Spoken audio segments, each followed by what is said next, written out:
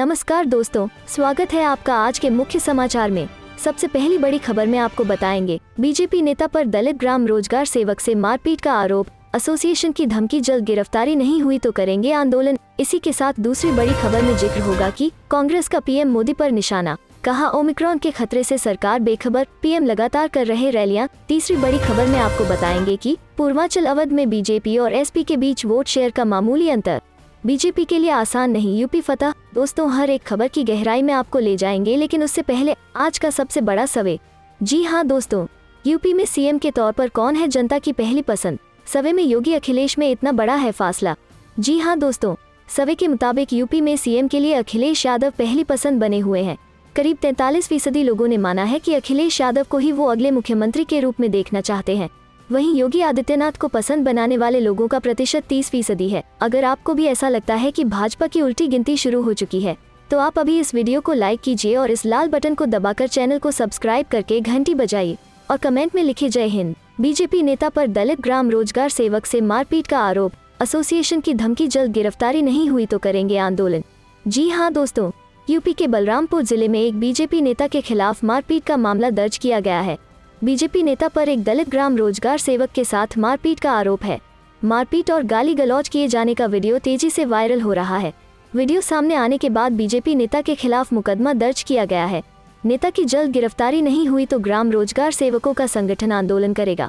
इस बात का ऐलान ग्राम रोजगार सेवकों के संगठन की तरफ से किया गया है। पुलिस क्षेत्राधिकारी उदय राज ने आज बताया कि घटना को लेकर 2 वीडियो सोशल मीडिया पर वायरल हुए हैं। एक वीडियो में दलित बिरादरी के ग्राम रोजगार सेवक पवन कुमार को ग्राम प्रधान के प्रतिनिधि अजय कुमार उपाध्याय जाति सूचक अपशब्द कहते और मारने के लिए दौड़ते दिख रहे हैं। वहीं दूसरे वीडियो में रोजगार सेवक के चेहरे और आंख पर गंभीर चोट के निशान दिखाई दे रहे हैं। वो अपनी आपबीती सुनाते हुए इंसाफ की मांग कर रहे हैं। आरोपी नेता अजय उपाध्याय बीजेपी की मंडल इकाई के महामंत्री भी है। बीजेपी जिला मीडिया प्रभारी देवेंद्र प्रताप सिंह ने इसकी पुष्टि की है। वहीं पुलिस क्षेत्राधिकारी ने बताया कि यह घटना सादुल्लाह नगर थाना क्षेत्र के गोकुला बुजुर्ग गांव की बताई जा रही है। उन्होंने बताया कि दोनों वायरल वीडियो 24 दिसंबर के हैं। पुलिस अधिकारी के मुताबिक वीडियो का संज्ञान लेते हुए बीजेपी नेता अजय उपाध्याय और उसके भाई के खिलाफ मुकदमा दर्ज कर लिया गया है। साथ ही मामले की जाँच की जा रही है। चलते हैं अगली खबर की तरफ। कांग्रेस का पीएम मोदी पर निशाना, कहा ओमिक्रॉन के खतरे से सरकार बेखबर, पीएम लगातार कर रहे रैलियां। जी हाँ दोस्तों, सरकार पर कोरोना के ओमिक्रॉन स्वरूप के खतरे को नजरअंदाज करने का आरोप लगाते हुए कांग्रेस ने रविवार को प्रधानमंत्री नरेंद्र मोदी से स्पष्ट टीकाकरण नीति की मांग की। पार्टी ने कहा कि सरकार को 5 साल से 15 साल के बच्चों के टीकाकरण के लिए खाका तैयार करना चाहिए। कांग्रेस ने राजनीतिक रैलियों के लिए प्रधानमंत्री कटाक्ष करते हुए कहा कि उत्तर प्रदेश में शादियों में 200 लोगों को ही शामिल होने की अनुमति दी गई है, जबकि प्रधानमंत्री की रैलियों में लाखों की भीड़ जुट रही है। विपक्ष ने महामारी से निपटने को लेकर सरकार पर ऐसे समय पर हमला किया है जब एक दिन पहले ही प्रधानमंत्री ने 15 से 18 साल की उम्र के किशोरों को 3 जनवरी से टीका दिए जाने का ऐलान किया। वहीं 10 जनवरी से अग्रिम पंक्ति के कार्यकर्ताओं को एहतियात के तौर पर टीका दिए जाने की घोषणा की। कांग्रेस प्रवक्ता ने रणदीप सुरजेवाला कहा कि मोदी सरकार ने महामारी के दौरान भारत को विफल किया। कांग्रेस प्रवक्ता ने आरोप लगाया कि महामारी के दौरान कुप्रबंधन की वजह से 40 लाख भारतीयों की जानें गईं। वहीं राजस्थान के पूर्व उप मुख्यमंत्री सचिन पायलट ने रविवार को कहा कि कांग्रेस ही एकमात्र ऐसी पार्टी है जो राष्ट्रीय स्तर पर भाजपा को चुनौती दे सकती है और उसकी जगह ले सकती है। पायलट ने कहा कि राजस्थान में भाजपा मजबूत विपक्ष बनने लायक भी नहीं रही है। पार्टी न तो सत्ता में सुशासन दे सकती है और न ही राजस्थान में विपक्ष का काम कर सकती है। उन्होंने कहा कि भाजपा प्रदेश में लगातार हर उपचुनाव और अन्य चुनावों में हार रही है। उन्होंने कहा कि देश के 5 राज्यों में आगामी विधानसभा चुनावों में कांग्रेस पार्टी का प्रदर्शन बहुत बेहतर रहेगा और एक बदलाव शुरू हो गया है, जिसका इस उपचुनाव में एक परिचय मिलेगा और 2024 में भाजपा को चुनौती देने के लिए कांग्रेस ही वो दल है जो उनको बदल सकता है। चलते हैं अगली खबर की तरफ। पूर्वांचल अवध में के बीच वोट शेयर का मामूली अंतर, बीजेपी के लिए आसान नहीं अब फतह। जी हाँ दोस्तों, यूपी विधानसभा चुनाव 2022 को लेकर सभी राजनीति पार्टियां अपनी जीत सुनिश्चित करने के लिए जुटी हुई हैं। एबीपी सी वोटर के सर्वे में चौंकाने वाले आंकड़े सामने आए हैं। एबीपी न्यूज सी वोटर के सर्वे के मुताबिक पूर्वांचल में भारतीय जनता पार्टी और समाजवादी पार्टी के बीच कांटे की टक्कर दिखाई दे रही है। पूर्वांचल की 130 विधानसभा सीटों को लेकर दोनों पार्टियों के बीच सिर्फ 4% वोट शेयर का अंतर है। जहां बीजेपी को 36% तो वहीं सपा और उसके सहयोगियों को 40% वोट शेयर मिलता दिखाई दे रहा है। बसपा को 12% और कांग्रेस को 7% वोट शेयर मिलता दिखाई दे रहा है। वहीं अन्य के हिस्से में 5% वोट शेयर जाता दिख रहा है। यूपी फतह के लिए पूर्वांचल और अवध रीजन बहुत अहम रखता है। जहां पूर्वांचल में 130 सीटें हैं तो वहीं अवध रीजन में 118 विधानसभा सीटें हैं। दोनों जगहों पर सपा बीजेपी को पूरा फोकस है। दोनों को पता है कि इन दोनों रीजन में फतह हुई तो यूपी फतह निश्चित है, इसीलिए दोनों पार्टियों का चुनाव फोकस इन्हीं रीजन में है। चलते हैं अगली खबर की तरफ। बिहार को विशेष राज्य के दर्जे की मांग को लेकर गरमाई सियासत, जाने बीजेपी नेता ने क्या कहा। जी हां दोस्तों, बिहार को विशेष राज्य का दर्जा देने की अपनी मांग को मुख्यमंत्री नीतीश कुमार करीब 1 दशक से अधिक समय से उठाते रहे हैं। हाल के दिनों में बिहार को विशेष राज्य का दर्जा दिलाने की नीतीश कुमार की मांग को जदयू द्वारा नए सिरे से उठाया गया है। इसको लेकर बिहार में एक बार फिर सियासत गरमाने लगी है। दरअसल बिहार बीजेपी अध्यक्ष डॉक्टर संजय जायसवाल ने शनिवार को इस मुद्दे पर स्पष्ट कर दिया कि राज्य को विशेष श्रेणी के दर्जे की आवश्यकता नहीं है। एनबीटी की रिपोर्ट के मुताबिक संजय जायसवाल ने इसके पीछे के कारणों का जिक्र करते हुए बताया कि 14वें वित्त आयोग की सिफारिश पर टैक्स के केंद्रीय पूल में बिहार की हिस्सेदारी बढ़ाकर 42% कर दी गई है।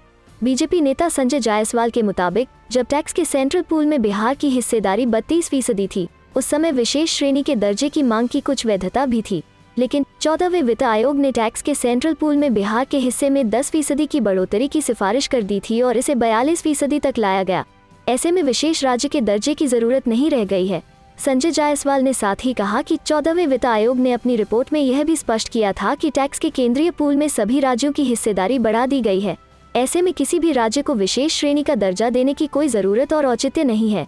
बीजेपी नेता ने कहा कि यूपी के बाद बिहार दूसरा राज्य है जिसका टैक्स के केंद्रीय पूल में हिस्सा अधिकतम हो गया है। उल्लेखनीय है कि बिहार के मुख्यमंत्री नीतीश कुमार और उनकी पार्टी जदयू लगातार विशेष राज्य के दर्जे की मांग कर रही है। इसको लेकर नीति आयोग की हाल ही में जारी रिपोर्ट का भी हवाला दिया गया। वहीं बिहार में जदयू की सहयोगी बीजेपी की ओर से लगातार इस मुद्दे पर इनकार किया जा रहा है। अब बिहार बीजेपी अध्यक्ष के इस बयान के बाद विशेष दर्जे की मांग को लेकर सियासत और गरमाने की संभावना जताई जा रही है। चलते हैं अगली खबर की तरफ। 2 सप्ताह ऐसे ही चलता रहा तो देश में आ सकती है कोरोना की तीसरी लहर, बोले एक्सपर्ट। जी हां दोस्तों, देश में ओमिक्रॉन का खतरा बढ़ता जा रहा है। देश की राजधानी दिल्ली समेत कई राज्य सरकारें नाइट कर्फ्यू का ऐलान कर चुके हैं। वहीं देश की आर्थिक राजधानी मुंबई में कोरोना केस में बढ़ोतरी हुई है। ऐसे में एक्सपर्ट्स का कहना है कि अगर 2 हफ्ते ऐसे ही चलता रहा तो देश में तीसरी लहर आनी निश्चित है, इसलिए सभी लोगों को सावधानी बरतने की जरूरत है। उधर ये साल का आखिरी महीना है तो एक्सपर्ट्स न्यू ईयर सेलिब्रेशन को लेकर भी चिंतित हैं। उनका कहना है कि इन संभावनाओं के बीच देश में कोरोना महामारी का खतरा और बढ़ सकता है। महामारी विशेषज्ञ और स्वास्थ्य प्रणाली विशेषज्ञ डॉक्टर चंद्रकांत लहरिया का मानना है, आगामी 1 और 2 सप्ताह में कोरोना केस की वृद्धि यह स्पष्ट कर देगी कि देश में कोरोना की नई लहर आएगी या नहीं। फिलहाल मुंबई जैसे महानगर के अधिकारियों को कोरोना महामारी को लेकर सचेत रहने की जरूरत है। डॉक्टर लहरिया ने कहा कि इस वक्त देश में कोरोना महामारी को लेकर अलग ही माहौल है। दिल्ली और मुंबई में कोरोना केस में बढ़ोतरी हुई है, लेकिन अगर देश के आंकड़ों की बात करें तो ये आंकड़ा उतना खतरनाक नहीं लगता। हालांकि ये आंकड़े फिर भी डराने वाले हैं। मिशन 2022 में जुटी कांग्रेस ने बनाई चुनावी रणनीति, संगठन में बड़े बदलाव के संकेत। जी हां दोस्तों, कांग्रेस की दिल्ली पंचायत में पूर्व सीएम हरीश रावत को चुनाव प्रचार अभियान समिति के अध्यक्ष के रूप में ताकत मिली ही है। रावत के नायब प्रदेश अध्यक्ष गणेश गोदियाल को भी हाईकमान ने संगठन के फैसलों के लिए फ्री हैंड कर दिया है।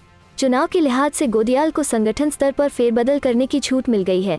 2 दिन के भीतर कांग्रेस के प्रदेश संगठन में कुछ नई नियुक्तियों की घोषणा की जा सकती है। जिला स्तर पर भी फेरबदल तय माना जा रहा है। बीते रोज दिल्ली में पूर्व राष्ट्रीय अध्यक्ष राहुल गांधी के साथ बैठक में संगठन में फेरबदल न हो पाने का मुद्दा भी उठा था। मालूम हो कि 22 जुलाई को प्रदेश अध्यक्ष बने गोदियाल ने पूर्व अध्यक्ष प्रीतम सिंह की टीम को यथावत रखा है, लेकिन प्रदेश और जिला स्तर पर कामकाज के आधार पर वो कुछ बदलाव भी चाहते हैं। संपर्क करने पर गोदियाल ने कहा कि जो भी बदलाव किए जाएंगे वो पार्टी के हित में होंगे। कांग्रेस की परिवर्तन यात्रा अब नए रूप में दिखेगी। कांग्रेस प्रदेश के शीर्ष नेताओं की एक विशेष टीम तैयार कर रही है।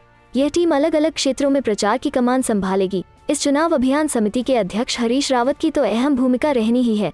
प्रदेश अध्यक्ष गणेश गोदियाल, नेता प्रतिपक्ष प्रीतम सिंह, सांसद प्रदीप टम्टा, चारों कार्यकारी अध्यक्ष और पूर्व प्रदेश अध्यक्ष किशोर उपाध्याय समेत कुछ और नेता भी इस कोर टीम में शामिल किए जा रहे हैं। कांग्रेस प्रत्याशियों की पहली लिस्ट अब जनवरी में। विधानसभा चुनाव के लिए कांग्रेस प्रत्याशियों की पहली लिस्ट अब जनवरी के पहले हफ्ते में जारी हो सकती है। पहली लिस्ट में 30 से अधिक प्रत्याशियों के नाम होंगे। प्रदेश अध्यक्ष गणेश गोदियाल के अनुसार चयन प्रक्रिया में थोड़ा समय और लग सकता है। कांग्रेस का मानना था कि सिटिंग विधायक वर्ष 2017 के चुनाव में कम मार्जिन से चुनाव हारे नेताओं के नाम की घोषणा पहले चरण में की जा सकती है।